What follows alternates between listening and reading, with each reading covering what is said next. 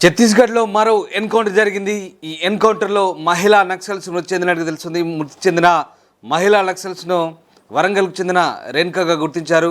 దంతెవాడ, బీజాపూర్ జిల్లాల సరిహద్దుల మధ్య ఈ ఎన్కౌంటర్ చోటు చేసుకున్నట్టుగా తెలుస్తుంది. భద్రతా బలగాలకు పోలీసులకు మధ్య ఎదురుకాల్పులు చోటు చేసుకున్నాయి. కాల్పులు ముగిసిన తర్వాత మహిళా మావోయిస్టు డెడ్ బాడీని గుర్తించారు. ఆమె వరంగల్కు చెందిన రేణుకగా పోలీసులు నిర్ధారించారు. ఇటీవల కాలంలో వరుస ఎన్కౌంటర్లు చోటు చేసుకుంటున్నాయి.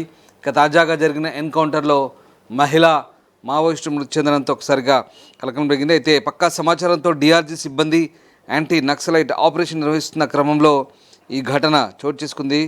మృతురాలిపై 25 లక్షల రివార్డు ఉన్నట్టుగా కూడా పోలీసులు చెప్తున్నారు. సంఘటనా స్థలం నుంచి భారీగా ఆయుధాలు కూడా స్వాధీనం చేసుకున్నారు పోలీసులు. రైట్, మా ప్రతినిధి శ్రీశైలం ఉన్నారు. శ్రీశైలం, మహిళా మావోయిస్టు రేణుక ఈ ఎన్కౌంటర్లో చనిపోయినట్టుగా తెలుస్తోంది. ఈ ఎన్కౌంటర్ సంబంధించి అప్డేట్స్ ఏంటి? ఎగ్జాక్ట్లీ రామ్దాస్, ఛత్తీస్గఢ్ అడవిలో మరోసారి ఎన్కౌంటర్ జరిగింది. బస్తర్ ప్రాంతంలో ఉదయం భద్రతా సిబ్బంది మావోయిస్టుల వద్ద జరిగిన ఎదురు కాల్పుల్లో మహిళా మావోయిస్టు నేత మృతి చెందింది. ఆమెను వరంగల్ వాసి రేణుకగా గుర్తించారు. మృతురాలి తలపై 25 లక్షల రివార్డు ఉన్నట్లు అధికారులు వెల్లడించారు. దంతెవాడ, బీజాపూర్ జిల్లాల సరిహద్దులోని అటవీ ప్రాంతంలో మావోయిస్టులు నచ్చినట్లుగా నిఘా వర్గాల నుంచి సమాచారం అందింది. దీంతో డిఆర్జీ సిబ్బంది యాంటీ నక్సల్స్ ఆపరేషన్ చేపట్టారు. ఈ క్రమంలో మావోయిస్టుల కాల్పులకు ఎగబడగా భద్రతా సిబ్బంది ఎదురు జరిపారు. ఎన్కౌంటర్ అనంతరం ఘటనా స్థలంలో ఓ మహిళా నక్సలైట్ మృతదేహాన్ని గుర్తించినట్టుగా అధికారులు తెలిపారు.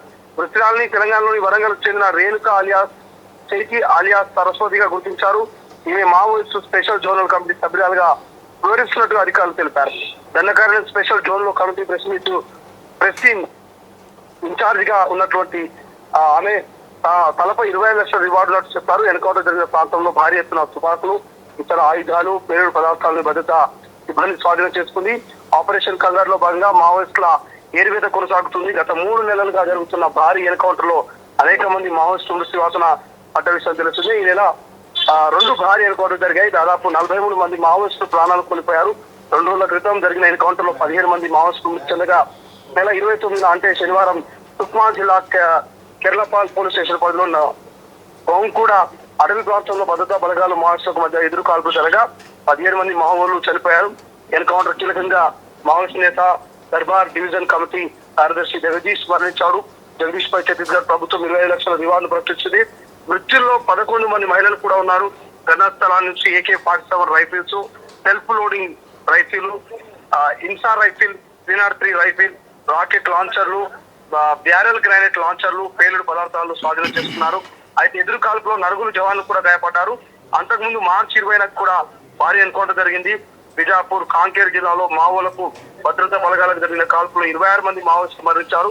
ఈ 3 నెలల్లో వేరు చోట్ల జరిగిన ఎన్కౌంటర్ లో దాదాపు 130 మందికి పైగా మావోయిస్టులు ప్రాణాలు కోల్పోయినట్టుగా తెలిసింది. రామ్నాథ్, చూడాలి రేపు 2026 మార్చి 31 లోపల మావోయిస్టు రహిత భారత్ గా కేంద్ర హోంశాఖ మంత్రి అమిత్ షా మారుస్తానటువంటి స్టేట్మెంట్ తర్వాత అనేకమైనటువంటి దాడులు జరుగుతా ఉన్నాయి. ఇటు పోలీసులు వర్సెస్ మావోయిస్టుల మధ్య వరుస మరణాలు మాత్రం మావోయిస్టులను టెన్షన్ పెడుతుంది. అడవుల్లో తుపాకుల మూతలు మోగుతున్నాయి. ఒక్కసారిగా పచ్చటి అడవంతా కూడా రక్తపు మరుగులై ఏరులై పారుతున్నట్టు ఇప్పటికే మావోయిస్టు సానుభూతి సంఘాలని కూడా ఇవి గూటపు ఎన్కౌంటర్లు అంటూ సంఘాలు కామెంట్ చేస్తూ ప్రెస్ మీట్లు పెడుతూ హెచ్చరికలు చేస్తున్న పరిస్థితి మనకు కనిపిస్తుంది. రామ్దాస్.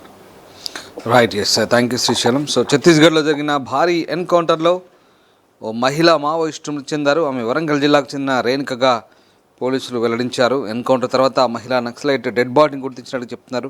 ఆమెపై 25 లక్షల రివార్డు ఉన్నట్టుగా పోలీసులు చెప్తున్నారు. సంఘటనా స్థలం నుంచి భారీగా ఆయుధాలను కూడా స్వాధీనం చేసుకున్నారు భద్రతా బలగాలు. ప్రపంచంలో ఏ మూల ఏ క్షణం ఏం జరుగుతుందో వేగంగా తెలుసుకోవడానికి తొలి వెలుగు వాట్సాప్ ఛానల్ని ఫాలో చేయండి.